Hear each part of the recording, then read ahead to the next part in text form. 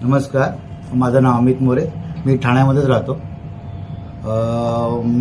इकडे वेदामृत हॉस्पिटलमध्ये डॉक्टर सुधीर उदामले यांच्याकडे मी 2019मध्ये फिस्टुलाचं ऑपरेशन केलं होतं. फार त्रास होता मला फिस्टुलाचा. खूप जुनं असं माझं फिस्टुला होतं, ज्याच्या 2-3 वेळा मी ऑपरेशन करून सुद्धा ते काही सक्सेस झालं नव्हतं. शेवटी मला एक माझ्या मित्राने रेफरन्स दिला की डॉक्टर सुधीर उदामले यांना दाखवा, भेटा. मी त्याप्रमाणे इथे आलो. 2019मध्ये माझं ऑपरेशन झालं. आजतागायत मला कुठलाही त्रास नाही. आज थोडीशी खाज वाटत मी आलो होतो, पण तरी माझा फिस्टुला खूप छान आहे.